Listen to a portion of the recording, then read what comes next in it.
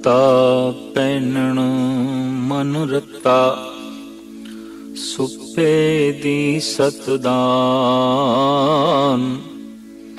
ਨੀਲੀ ਸਿਹਾਈ ਕਦਾ ਕਰਨੀ, ਪਹਿਰਣ ਪੈਰ ਧਿਆਨ। ਕਮਰ ਬੰਦ ਸੰਤੋਖ ਕਾ, ਧਨ ਜੋ ਬਨ ਤੇਰਾ ਨਾਮ। ਬਾਬਾ ਹੋਰ ਪਹਿਨਣ ਖੁਸ਼ੀ ਖੁਆਰ, ਜਿਤ ਪੈਦੇ ਤਨ ਪੀੜੀਏ। ਮਨ ਮੈਂ ਚਲੇ ਵਿਕਾਰ।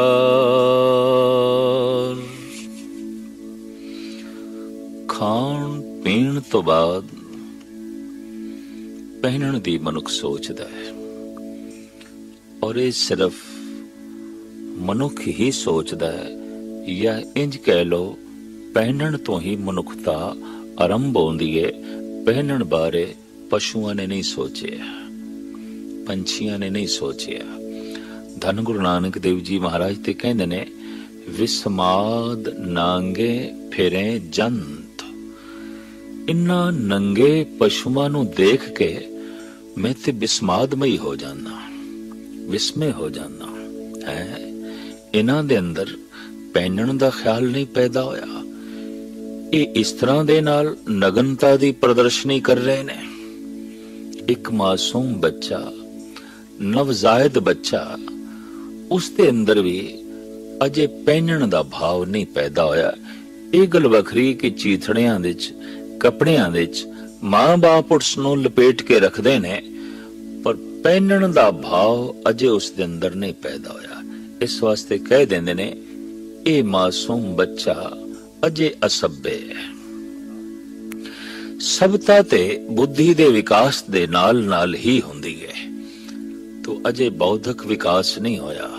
ਇਹ ਬੱਚਾ ਮਾਸੂਮ ਇਸ ਤਰ੍ਹਾਂ ਨਗਨ ਨਿਰਦੋਸ਼ ਹੈ, ਜਿਸ ਤਰ੍ਹਾਂ ਕਿ ਪਸ਼ੂ ਨਗਨ ਨਿਰਦੋਸ਼ ਨੇ। ਮਨੁੱਖਤਾ ਨਹੀਂ ਆਰੰਭ ਹੋ ਸਕੀ। ਮਨੁੱਖਤਾ ਸੋਚਣ ਨਾਲ ਆਰੰਭ ਹੁੰਦੀ ਹੈ, ਔਰ ਪਸ਼ੂ ਸੋਚਦੇ ਤਾਂ ਲਾਜ਼ਮੀ ਉਹ ਪਹਿਨਣ ਲਈ ਵੀ ਸੋਚਦੇ, ਔਰ ਨਗਨਤਾ ਉਹਨਾਂ ਨੂੰ ਮਹਿਸੂਸ ਹੁੰਦੀ। ਜਾਂ ਇੰਜ ਕਹਿ ਲੋ, ਮਨੁੱਖਤਾ ਇੱਥੋਂ ਹੀ ਆਰੰਭ ਹੁੰਦੀ ਹੈ ਜਦ ਨਗਨਤਾ ਮਹਿਸੂਸ ਹੋਣ ਲੱਗ ਪਏ। ਇਹੀ ਕਾਰਨ ਹੈ ਕਿ ਜਿਸ ਦੇ ਅੰਦਰ ਮਨੁੱਖਤਾ ਨਾ ਹੋਵੇ, ਸਾਡੀ ਭਾਰਤੀ ਪਰੰਪਰਾ ਦੇ ਮੁਤਾਬਕ ਕਹਿ ਦਿੰਦੇ ਨੇ, ਇਹ ਮਨੁੱਖ ਬਹੁਤ ਨੰਗਾ ਹੈ, ਬਿਲਕੁਲ ਨੰਗਾ ਹੈ। ਨੰਗੇ ਤੋਂ ਮੁਰਾਦ ਅਜੇ ਇਸ ਦੇ ਅੰਦਰ ਤੇ ਪਹਿਨਣ ਦਾ ਖਿਆਲ ਵੀ ਨਹੀਂ। ਇਸ ਖਿਆਲ ਦੇ ਨਾਲ ਹੀ ਮਨੁੱਖਤਾ ਦਾ ਜਨਮ ਹੈ, ਵਰਨਾ ਖਾਣ ਪੀਣ ਦਾ ਖਿਆਲ ਤੇ ਪਸ਼ੂਆਂ ਦੇ ਅੰਦਰ ਵੀ ਹੈ। ਇਹ ਕੋਈ ਬਹੁਤ ਵੱਡੀ ਗੱਲ ਨਹੀਂ ਅਗਰ ਮਨੁੱਖ ਦੇ ਅੰਦਰ ਹੈ। ਮਨੁੱਖਤਾ ਆਰੰਭ ਹੋਈ, ਪਹਿਨਣਾ ਹੈ, ਢਕਣਾ ਹੈ। ਕੁਛ ਆਜ਼ਾਦ ਢਕਣੇ ਨੇ, ਮਹਿਜ਼ ਇਸ ਲਈ ਢਕੜੇ ਨੇ ਕਿ ਮਨੁੱਖ ਦਾ ਸ਼ੀਲ ਸੰਜਮ ਦੇ ਚ ਰਵੇ। ਮਨੁੱਖ ਦੀਆਂ ਵਾਸ਼ਨਾਵਾਂ ਸ਼ੀਲ ਸੰਜਮ ਦੇ ਚ ਰਹਿਣ। ਮਨੁੱਖ ਦੇ ਮਾਨਸਿਕ ਵੇਗ ਮਰਿਆਦਾ ਦੇ ਜਹਨ ਨਗਨਤਾ ਉਤੇਜਨਾ ਪੈਦਾ ਕਰ ਸਕਦੀ ਹੈ। ਨਗਨਤਾ ਭੜਕਾਊ ਹੋ ਸਕਦੀ ਹੈ। ਇਹੀ ਕਾਰਨ ਹੈ ਭੜਕੇ ਹੋਏ ਮਨੁੱਖ ਨੂੰ, ਔਰ ਜਿਸਨੇ ਆਪਣੀ ਵਾਸ਼ਨਾ ਉਜਾਗਰ ਕਰ ਰੱਖੀ ਹੋਵੇ, ਆਲੇ ਦੁਆਲੇ ਕਹਿ ਦਿੱਤਾ ਜਾਂਦਾ ਹੈ ਨਗਨ ਹੈ, ਨਗਨ ਹੈ। ਪਹਿਨਣਾ ਤੇ ਇਸ ਵਾਸਤੇ ਸੀ ਕਿ ਨਗਨਤਾ ਨੂੰ ਢਕਣਾ ਹੈ, ਤੇ ਨਗਨਤਾ ਨੂੰ ਇਸ ਵਾਸਤੇ ਢਕਣਾ ਹੈ ਕਿ ਭੜਕੀਆਂ ਹੋਈਆਂ ਵਾਸ਼ਨਾਵਾਂ ਨੂੰ ਜੋ ਹੈ ਢਕਣਾ ਹੈ, ਮਨੋਬਿਰਤੀਆਂ ਨੂੰ ਢਕਣਾ ਹੈ। ਲੇਕਿਨ ਕੱਪੜਿਆਂ ਦੇ ਰਾਹੀਂ ਵਾਸ਼ਨਾ ਨੂੰ ਉਜਾਗਰ ਕਰਨ ਦਾ ਖਿਆਲ ਪੈਦਾ ਹੋ ਜਾਏ, ਕੱਪੜੇ ਹੀ ਵਾਸ਼ਨਾ ਦੀ ਪ੍ਰਦਰਸ਼ਨੀ ਕਰਨ ਲੱਗ ਪੈਣ, ਤੇ ਇਹ ਕੱਪੜਿਆਂ ਦਾ ਗਲਤ ਇਸਤੇਮਾਲ ਹੈ। ਜੈਸੇ ਖਾਣਾ ਪੀਣਾ ਤੇ ਇਸ ਵਾਸਤੇ ਸੀ ਕਿ ਸਰੀਰ ਦੀ ਭੁੱਖ ਮਿਟੇ ਤੇ ਤੰਦਰੁਸਤੀ ਮਿਲੇ, ਪਰ ਖਾਣਾ ਪੀਣਾ ਹੀ ਰੋਗੀ ਕਰ ਦੇਵੇ, ਵਿਕਾਰੀ ਕਰ ਦੇਵੇ, ਤਾਂ ਇਹ ਮਕਸਦ ਦਾ ਹੱਲ ਨਾ ਹੋਇਆ। ਇਹ ਖਾਣੇ ਤੋਂ ਜੋ ਲਕਸ਼ ਦੀ ਪੂਰਤੀ ਹੋਣੀ ਸੀ, ਭੁੱਖ ਮਿਟੇ ਤੇ ਸਰੀਰਕ ਤਵਾਨਾਈ ਦੀ ਪ੍ਰਾਪਤੀ ਹੋਵੇ, ਭੁੱਖ ਜ਼ਰੂਰ ਮਿਟੀ ਹੈ ਲੇਕਿਨ ਤੰਦਰੁਸਤੀ ਨਹੀਂ ਮਿਲੀ, ਬਿਮਾਰੀ ਮਿਲੀ ਹੈ, ਮਾਨਸਿਕ ਵਿਕਾਰ ਮਿਲੇ ਨੇ। ਖਾਣੇ ਦਾ ਲਕਸ਼ ਪੂਰਾ ਨਹੀਂ ਹੋਇਆ। ਪਹਿਨਣ ਦਾ ਤੇ ਲਕਸ਼ ਇਹ ਸੀ ਵਾਸ਼ਨਾ ਨਾ ਭੜਕੇ ਔਰ ਦੂਜਿਆਂ ਦੀਆਂ ਵਾਸ਼ਨਾਵਾਂ ਵੀ ਸੀਮਾ ਦੇ ਚ ਰਹਿਣ, ਨਗਨਤਾ ਪ੍ਰਗਟ ਨਾ ਹੋਵੇ। ਖਾਸ ਕਰਕੇ ਵਿਪਰੀਤ ਨਗਨਤਾ ਤੇ ਬਿਲਕੁਲ ਪ੍ਰਗਟ ਨਹੀਂ ਹੋਣੀ ਚਾਹੀਦੀ, ਮਨਜ਼ਰ ਆਮ ਤੇ ਨਹੀਂ ਹੋਣੀ ਚਾਹੀਦੀ। ਪਰ ਕੱਪੜਿਆਂ ਦੇ ਚੋਂ ਨਗਨਤਾ ਪ੍ਰਗਟ ਹੋਵੇ, ਕੱਪੜੇ ਹੀ ਵਾਸ਼ਨਾ ਦੀ ਪ੍ਰਦਰਸ਼ਨੀ ਕਰਨ। ਐਸਾ ਹੋ ਸਕਦਾ ਹੈ ਅਗਰ ਕੁਝ ਖਾਣਾ ਪੀਣਾ ਰੋਗ ਪੈਦਾ ਕਰ ਸਕਦਾ ਹੈ, ਜਦ ਕਿ ਖਾਣਾ ਪੀਣਾ ਰੋਗ ਲਈ ਨਹੀਂ, ਤਾਂ ਕੁਝ ਪਹਿਨਣਾ ਵੀ ਵਿਕਾਰ ਪੈਦਾ ਕਰ ਸਕਦਾ ਹੈ, ਜਦ ਕਿ ਪਹਿਨਣਾ ਵਿਕਾਰਾਂ ਲਈ ਨਹੀਂ ਹੈ। ਇਸ ਵਾਸਤੇ ਇਸ ਪਹਿਰੇ ਦੀ ਵੀ ਮੁੱਖ ਪੰਕਤੀ ਦੇ ਵਿੱਚ ਗੁਰੂ ਨਾਨਕ ਦੇਵ ਜੀ ਮਹਾਰਾਜ ਫਰਮਾਨ ਕਰਦੇ ਨੇ, ਬਾਬਾ ਹੋਰ ਪਹਿਨਣ ਖੁਸ਼ੀ ਖੁਆਰ, ਜਿਤ ਪੈ ਦੇ ਤਨ ਪੀੜੀਏ, ਮਨ ਮੇ ਚਲੇ ਵਿਕਾਰ। ਇਹ ਸਿਆਣੇ ਉਹ ਪਹਿਨਣਾ ਜੋ ਤਨ ਦੇ ਚ ਖੁਆਰੀ ਪੈਦਾ ਕਰੇ, ਮਨ ਦੇ ਚ ਵਿਕਾਰ ਪੈਦਾ ਕਰੇ। ਇਸ ਸੰਬੰਧ ਵਿੱਚ ਇੰਜ ਕਹਿ ਲੋ, ਜਗਤ ਦੇ ਵਿੱਚ ਇਹ ਪਹਿਲੇ ਹੀ ਵਿਚਾਰਕ ਨੇ ਗੁਰੂ ਨਾਨਕ ਦੇਵ ਜੀ ਮਹਾਰਾਜ, ਜਿਨ੍ਹਾਂ ਨੇ ਸੋਚ ਰਿਹਾ ਹੈ ਕਿ ਕੁਝ ਪਹਿਨਣਾ ਵੀ ਵਿਕਾਰਾਂ ਨੂੰ ਜਨਮ ਦਿੰਦਾ ਹੈ, ਕੁਝ ਪਹਿਨਣਾ ਵੀ ਖੁਆਰੀ ਨੂੰ ਜਨਮ ਦਿੰਦਾ ਹੈ। ਪੈਗੰਬਰੀ ਪੁਰਸ਼ਾਂ ਦੇ ਚੋਂ, ਅਵਤਾਰੀ ਪੁਰਸ਼ਾਂ ਦੇ ਚੋਂ, ਚੋਟੀ ਦੇ ਸਿਰਮੌਰ ਸੰਤਾਂ ਦੇ ਚੋਂ ਇਹ ਪਹਿਲਾ ਉਪਦੇਸ਼ਕ ਹੈ ਜੋ ਪਹਿਨਣ ਵਾਲੇ ਵੀ ਕਹਿੰਦਾ ਸੰਜਮ ਚਾਹੀਦਾ ਹੈ। ਜਿੱਥੇ ਖਾਣ ਪੀਣ ਬਾਰੇ ਸੰਜਮ ਚਾਹੀਦਾ ਹੈ, ਸੋਚ ਚਾਹੀਦੀ ਹੈ, ਮਰਿਆਦਾ ਚਾਹੀਦੀ ਹੈ, ਉੱਥੇ ਪਹਿਨਣ ਬਾਰੇ ਵੀ ਆਪਨੇ ਸਿੱਖਿਆ ਦਿੱਤੀ ਹੈ। ਕੁਝ ਐਸਾ ਪਹਿਨਣਾ ਜੋ ਸਰੀਰਕ ਰੋਗਾਂ ਨੂੰ ਜਨਮ ਦੇ ਸਕਦਾ ਹੈ ਕੁਝ ਐਸਾ ਪਹਿਨਣਾ ਜੋ ਮਨ ਦੇ ਵਿਕਾਰਾਂ ਨੂੰ ਜੋ ਹੈ ਜਨਮ ਦੇ ਸਕਦਾ ਹੈ। ਸਾਹਿਬ ਸ੍ਰੀ ਗੁਰੂ ਨਾਨਕ ਦੇਵ ਜੀ ਮਹਾਰਾਜ ਕਹਿੰਦੇ ਨੇ, ਅਗਰ ਇਸ ਤਰ੍ਹਾਂ ਦੀਆਂ ਮਨੋਬਿਰਤੀਆਂ ਆਵਨ ਤਾਂ ਮਨੁੱਖ ਐਸੇ ਸਾਦੇ ਕੱਪੜੇ ਪਹਿਨਣੇਗਾ, ਉਹ ਲਿਬਾਸ ਨਹੀਂ ਜੋ ਦੂਜਿਆਂ ਦੀ ਵਾਸ਼ਨਾਵਾਂ ਵਿੱਚ ਉਤੇਜਨਾ ਪੈਦਾ ਕਰਨ ਤੇ ਆਪਣੇ ਮਨ ਨੂੰ ਭੜਕਾਉਣ। ਪਹਿਨਣਾ ਤੇ ਇਸ ਵਾਸਤੇ ਸੀ ਕਿ ਮੈਂ ਢਕਿਆ ਜਾਵਾਂ, ਤੇ ਜੇ ਪਹਿਨਣਾ ਇਸ ਵਾਸਤੇ ਹੋਵੇ ਕਿ ਮੈਂ ਪ੍ਰਦਰਸ਼ਿਤ ਹੋਵਾਂ, ਮੈਂ ਪ੍ਰਗਟ ਹੋਵਾਂ, ਮੈਂ ਦਿਸਾਂ, ਤੇ ਇਹ ਤੇ ਇਸ ਤਰ੍ਹਾਂ ਹੈ ਜਿਵੇਂ ਕਿਸੇ ਔਸ਼ਧੀ ਤੋਂ ਬਿਮਾਰੀ ਲੱਭਣ ਦੀ ਕੋਸ਼ਿਸ਼ ਕੀਤੀ ਜਾਵੇ, ਕਿਸੇ ਦਵਾਈ ਤੋਂ ਰੋਗ ਲੱਭਣ ਦੀ ਕੋਸ਼ਿਸ਼ ਕੀਤੀ ਜਾਵੇ। ਪਹਿਨਣਾ ਸੀ ਆਪਣੇ ਆਪ ਨੂੰ ਢੱਕਣ ਲਈ, ਲੇਕਿਨ ਅਜੋਕੇ ਯੁੱਗ ਦੇ ਵਿੱਚ ਪਹਿਨਣਾ ਹੋ ਗਿਆ ਆਪਣੇ ਆਪ ਨੂੰ ਪ੍ਰਗਟ ਕਰਨ ਲਈ। ਬਹੁਤੇ ਮਨੁੱਖ ਅੱਜ ਕੱਪੜਿਆਂ ਦੇ ਰਾਹੀਂ ਆਪਣੇ ਆਪ ਨੂੰ ਪ੍ਰਗਟ ਕਰਦੇ ਨੇ, ਬਾਕੀ ਤੇ ਉਹਨਾਂ ਕੋਲ ਕੁਝ ਹੈ ਨਹੀਂ। ਪਹਿਨਣਾ ਹੀ ਪਹਿਨਣਾ ਹੈ, ਪਹਿਰਾਵਾ ਦੱਸਦਾ ਹੈ। ਕੱਪੜਾ ਢੱਕਣ ਲਈ ਸੀ। ਇਸਲਾਮ ਨੇ ਐਸਾ ਪਰਦਾ ਦੇ ਦਿੱਤਾ, ਐਸਾ ਢਕਿਆ, ਮਨੁੱਖ ਗਾਇਬ ਹੋ ਗਿਆ, ਪਰਦਾ ਹੀ ਪਰਦਾ ਰਹਿ ਗਿਆ, ਕੱਪੜਾ ਹੀ ਕੱਪੜਾ ਰਹਿ ਗਿਆ, ਮਨੁੱਖ ਨਾ ਦਿਸਿਆ। ईसाईयत ने इतनी नगनता दे दी, इतनी नगनता दे दी, तो नगनता ही नगनता रह गई, कपड़ा ओले हो गया।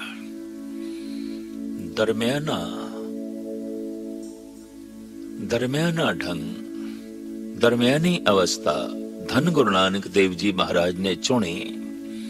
वो कपड़ा ही नहीं कि मनुख नूं बिल्कुल ढक देवे, कपड़ा ही दिखाई देवे, मनुख ना दिखाई देवे। पर वो नगनता भी नहीं कि नगनता दिखाई देवे, कपड़ा होवे ही ना। देखते हैं असी किधरे मनुख नूं देखीए तो कपड़े दे दर्शन होंदे मनुख दे नहीं। चद्दर है, बुरका है, और अनेकां तरह दे पड़दे ने, तो कपड़ा दिखाई देंदा है, मनुख नहीं। पर है किधरे ऐसी नगनता, उस नगनता दे भड़काऊ वासनावां ही दिखाई देंदियां ने। भड़के होया मन ही दिखाई देंदा है, भड़के होया तन ही दिखाई देंदा है, लिबास नहीं, कपड़े नहीं। एक बड़ी सुंदर गाथा है। धन गुरु अर्जन देव जी महाराज ने अपनी सुपत्नी साडी जगत माता गंगा, उन्हां नूं कहा, जे थानू संतान चाहीदी है तां इस दा आशीर्वाद तुसी बाबे बुढ़े तो प्राप्त करो। सिख नूं माण देंदे ने, गुरदेव असीस लो, आशीर्वाद लो। बाबा बुढ़ा साहब नूं मिलण लई तैयार होईयां माता गंगा जी। तन सजाया बस्त्रियां नाल, गहणियां नाल, फिर अपने रथ नूं सजाया, फिर सजियां धजियां नाल सहेलियां लईयां, सखियां लईयां, नौकराणियां, दासियां लईयां। चल पे बाबा बुढ़ा जी दे दर्शन करन लई। अक्सर ऐसा हुंदा है कि बहुत इस तरह दा श्रृंगार मनुख कर लवे, लिबास पहन लवे, तो अंदर भाव पैदा हो जाता है जैसे मैं दर्शन करन लई नहीं जा रहा, दर्शन देन लई जा रहा। लिबास ये भाव पैदा कर सकता है, लिबास ये ख्याल पैदा कर सकता है मैं दर्शन देने ने। और जिन्हां जिन्हां दे अंदर ये बुख जितनी ज्यादा होगी उतना भड़काऊ लिबास पैदा होता जाएगा, उतना ही भड़कीले लिबास का जन्म होगा कि मैं दर्शन देने ने, मैंने दिखाना है, मैं जगत नूं दसना है। भावें माता जी दी भावना नहीं सी, पर संसारिक रौ रीति दे मुताबिक आपने बड़े सुंदर वस्त्र पहने, सुंदर गहणियां नाल अपना तन सजाया, रथ सजाया है। सजियां धजियां दासियां ते सहेलियां नाल थाल दे 36 प्रकार दा पकवान लेके आप चलियां ने। दूरों रथ जद बाबा जी ने वेख्या, धूड़ उड़दी हुई, पुछ लिया कामे तो सेवक तो ये कौन आ रहे ने? तो सेवक ने दस दिता गुरु के महल जापदे ने। रसना तो स्वाभाविक निकलिया, एक गुरु के महलानों की भाजड़ पै गई है। ये बोल माता गंगा जी देवी कन्नी पे वापस हो गई। धन गुरु अर्जन देव जी महाराज ने शिकायत की थी, जिन्हां नूं आप मान देंदे हो, प्रतिष्ठा देंदे हो, वो इस तरह साडा अपमान करदे ने। और बाबा जी दी रसना तो निकले है, गुरु के महलानों की भाजड़ पै गई है। धन गुरु अर्जन देव जी महाराज फरमान करदे ने, किसी साधु कोल जाईदा है दर्शन करन लई, दर्शन देण लई नहीं। थोड़ा जान दा ढंग, थोड़े कपड़े, थोड़े गहने ये भाव भी नहीं पैदा कर सकते कि मैं दर्शन करन लई जाना है। इस वास्ते जे हर थां दी जान दी अपने एक लिबास है, अपना एक पोशाक है, तो सत्संग दे जान दा भी अपना एक लिबास है, अपनी एक पोशाक है। और वो पोशाक बार बार ये भावना पैदा करे कि मैं दर्शन करन लई आया संगत दे, मैं दर्शन करन लई आया गुरु दे, मैं दर्शन करन लई आया एक पावन पवित्र माहौल दे। पर जे कपड़े ऐसे होवन ते सारियां दी निगाह उसदे कपड़ियां ते ही पए, तो एक ते सारियां दा ध्यान उखड़िया ते दूजा अपने मन विच भाव पैदा होया दर्शन देण दा, दिखाण दा। यही कारण है कि बहुत सारी मनुखता धार्मिक लाभ तो वांझी रह जाती है, क्योंकि अपने वस्त्रां दी तरफ ख्याल नहीं रखती। खास करके इस देश इस्त्री जात किसी हद तक बहुत जिम्मेवार है, क्योंकि उसका लिबास कई दफा देखने दे चाया सत्संग दे ऐसा होंदा है जो सत्संग दे मयार ते पूरा नहीं उतरदा। कई दिन दूसरे दिन जद सादा लिबास पहन के दो मिस्से प्रसादे और प्याज दा गंडा थाल दे च रख के बिना दासियां तो बिना रथ तो पैदल जद जगत माता गंगा जी पहुंचिया ने, अजे 20 कदमां दी दूरी है, बाबा बुढ़ा जी दी रसना तो निकलिया। मां नू वाकई फिक्र आउंदी है बच्चे नू भुख लगी, कल कुछ होर आखिया सी, अज कुछ होर आख रहे ने। एकदम भज्जे हुए गए, थाल ले लिया माता जी तो मंजे ते बैठ गए ने।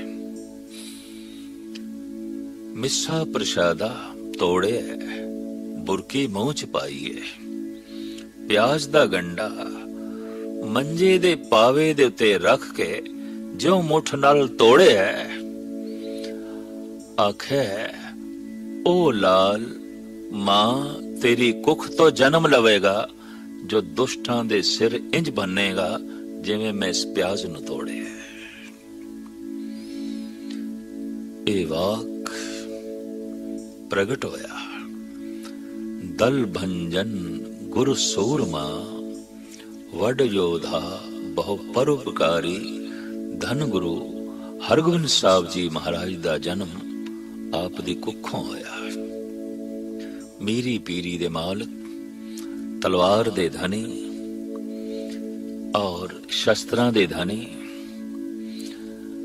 सूरबीरता जिन्हां दे रोम रोम दे चों जो है प्रगट होंदी सी, और जिन्हां दे चेहरे तो भक्ति भाव हर वक्त प्रदर्शित होंदा सी, ऐसे मीरी पीरी दे मालक धन गुरु हरगोबिंद साहब जी महाराज दा जन्म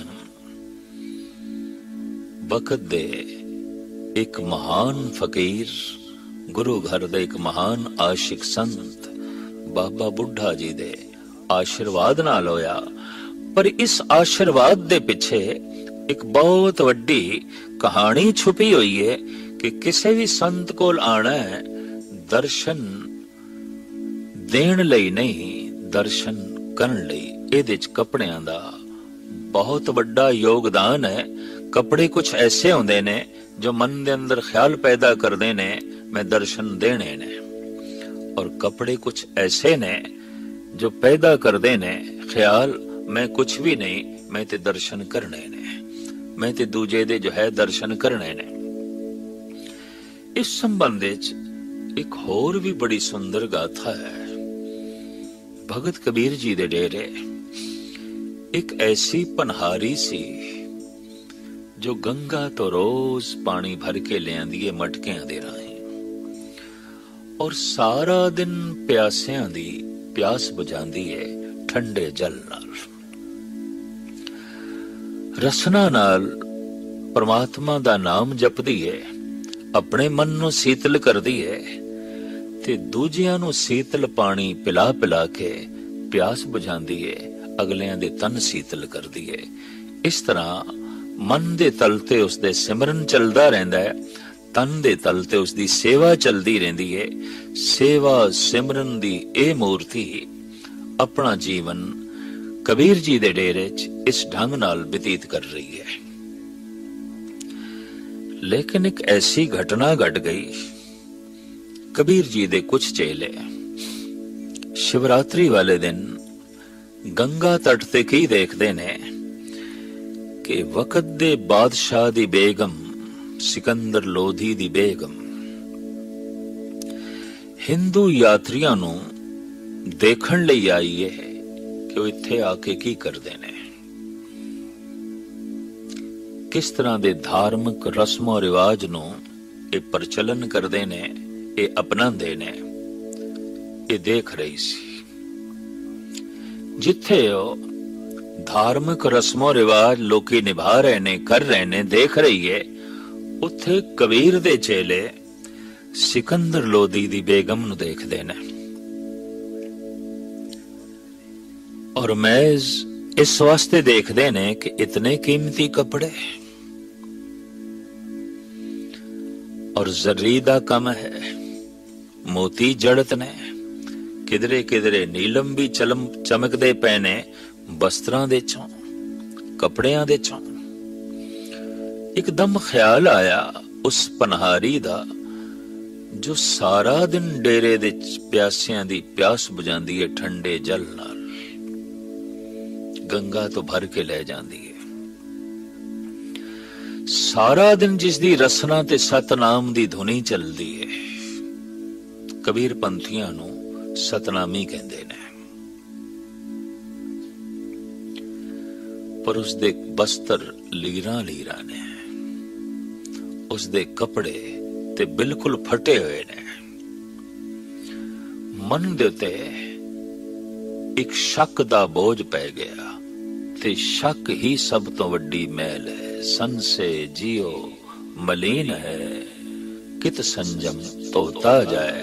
मैला हिरदा कौन जो परमात्मा दे प्रति शक नाल भरे होया है। निर्मल हिरदा कौन जो परमात्मा दे प्रति विश्वास नाल भरे होया है। जितना किसदा विश्वास वधदा जा रहा है उतनी निर्मलता वधदी जा रही है, और जितना किसी दा संदेह वधदा जा रहा है मैल वधदी जा रही है। और संदेह ही संदेह रह जाए, विश्वास रह ही ना, ऐसा मनुख दुष्ट हो जाता है, ऐसा ही मनुख जालिम हो जाता है, ऐसा ही मनुख चोर हो जाता है, ऐसा ही मनुख दुराचारी हो जाता है, ऐसा मनुख महान जालिम हो जाता है, क्योंकि परमात्मा दे प्रति संदेह ही संदेह है। और ऐसा मनुख पुनीत हो जाता है, भगवंत दा रूप हो जाता है। भरोसा ही भरोसा है, संदेह ते है ही नहीं, केवल भरोसा है। ऐसा मनुख अठे पैर समाधि लीन होंदा है। जाके हृदय विश्वास प्रभ आया, तत्व ज्ञान तिस मन प्रगट आया। ऐसा मनुख जो भरोसे ते भावना नाल भरिया होया है, अठे पैर समाधमई होंदा है, समाधि लीन होंदा है। अठे पैर प्रभु नाल जुड़िया होंदा है, निर्मलता दी खान होंदा है। वो निर्मलता दी मूर्ति कबीर दे चेले कबीर दे अगों फरियाद करदे ने, साडे अंदर संदेह पैदा हो गए, की करिए। इस पनहारी नू वेख के और सिकंदर लोधी दी बेगम नू वेख के, इन्ने कीमती कपड़े, इतना कीमती लिबास, पता नहीं उसदी जबान चो कदी परमात्मा दा नाम निकलिया भी है कि नहीं।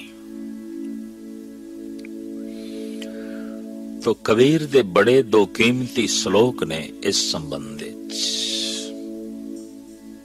कबीर दे श्लोकां दी बाणी आप कहंदे ने, कबीर हैंगे बाहन सघन घन, छत्रपति की नार, तासो पटंतर ना पुजे, हर जन की पनेहार। जो हरि जन दी पनहारी है, सारा दिन हरि दे जना नू पानी पिलांदी है, सेवा करदी है। इस दे कपड़े इतने महान ने कि उस बादशाह दी बेगम दे कपड़े इस कपड़ियां दे सामने तुच्छ ने। तासो पटंतर ना पूजे, हर जन की पनहार। तर्क खड़ी हो गई, भगत जी वो कपड़े मखमली ने, नीलम जड़त ने, ਜ਼ਰਰੀ ਦਾ ਕੰਮ ਹੋਇਆ ਉਹਨਾਂ ਤੇ। ਇਹ ਕੱਪੜੇ ਖੱਦੜ ਦੇ ਨੇ, ਲੀਰਾਂ ਲੀਰਾਂ ਨੇ, ਟਾਕੀਆਂ ਨੇ, ਥਾਂ ਥਾਂ ਤੋਂ ਪਾਟੇ ਹੋਏ ਨੇ, ਸਿਲੇ ਹੋਏ ਨੇ, ਇਹ ਤੇ ਚੀਥੜੇ ਨੇ। ਇਹਨਾਂ ਨੂੰ ਆਪ ਕਹਿੰਦੇ ਹੋ ਇਤਨੇ ਮਹਾਨ ਨੇ ਕਿ ਉਸ ਬਾਦਸ਼ਾਹ ਦੀ ਬੇਗਮ ਦੇ ਜਿਹੜੇ ਬਸਤਰ ਨੇ ਬਿਲਕੁਲ ਤੁੱਛ, ਬਿਲਕੁਲ ਮਾਮੂਲੀ। तो कबीर इसका बड़ा सुंदर जो है जवाब देंदे ने। कबीर निरप नारी क्यों निंदिए, क्यों हर चेरी को मान। मैं हरी दी चेरी नू मान क्यों दे दिता। मैं इन्हां चीथड़ियां दी इतनी उपमा क्यों कर दिती। मैं इतने सादे लिबास दी इतनी महिमा गायन क्यों कर देती। और इतना कीमती लिबास जर्री नीलम दा कम जिस दे मैं उसनू भंडिया क्यों, मैं उसदी निंदा क्यों की थी। दूजियां दे तर्क अजे जबान ते नहीं आए, लेकिन फिर भी कबीर जवाब दे रहे ने, समझा रहे ने। कबीर निरप नारी क्यों निंदिए, क्यों हर चेरी को मान। ओ मांग सवारे बिखे को ऐसे मरे हरी नाम। ਇਹਦੇ ਸਾਦੇ ਕੱਪੜਿਆਂ ਦੇ ਚ ਹਰੀ ਦਾ ਨਾਮ ਹੈ, ਉਹਦੇ ਭੜਕੀਲੇ ਲਿਬਾਸ ਦੇ ਚ ਪ੍ਰਦਰਸ਼ਨੀ ਹੈ, ਵਾਸ਼ਨਾ ਦੀ ਨੁਮਾਇਸ਼ ਹੈ। ਉਹਦੇ ਕੱਪੜਿਆਂ ਨੂੰ ਦੇਖ ਕੇ ਦੂਜਿਆਂ ਦੀਆਂ ਵਾਸ਼ਨਾਵਾਂ ਭਟਕਦੀਆਂ ਨੇ, ਭੜਕਦੀਆਂ ਨੇ, ਪ੍ਰਗਟ ਹੁੰਦੀਆਂ ਨੇ। ਇਹਦੇ ਸਾਦੇ ਲਿਬਾਸ ਨੂੰ ਵੇਖ ਕੇ ਲੋਕਾਂ ਦੀ ਜ਼ਬਾਨ ਤੇ ਸਤਨਾਮ, ਸਤਨਾਮ ਦਾ ਜਪ ਚੱਲਦਾ ਹੈ। ਜਿਨ੍ਹਾਂ ਕੱਪੜਿਆਂ ਨੂੰ ਦੇਖ ਕੇ ਭਗਵਾਨ ਚੇਤੇ ਆਵੇ, ਮੈਂ ਉਸ ਦੀ ਉਪਮਾ ਕਰਾਂ, ਜਾਂ ਜਿਨ੍ਹਾਂ ਕੱਪੜਿਆਂ ਨੂੰ ਦੇਖ ਕੇ ਸ਼ੈਤਾਨ ਦਾ ਜੋ ਹੈ ਚੇਤਾ ਚਲੇ, ਮੈਂ ਉਹਦੀ ਮਹਿਮਾ ਗਾਇਨ ਕਰਾਂ।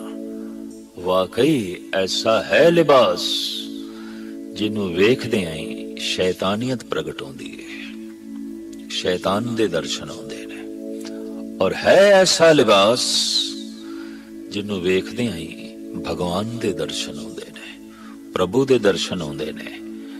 खाण पीण दी सावधानी तो बाद जो मनुख अपने वस्त्रां दे प्रति सावधान नहीं, धर्म दी चरम सीमा नु छू नहीं सकेगा, बुलंदियां नु छू नहीं सकेगा।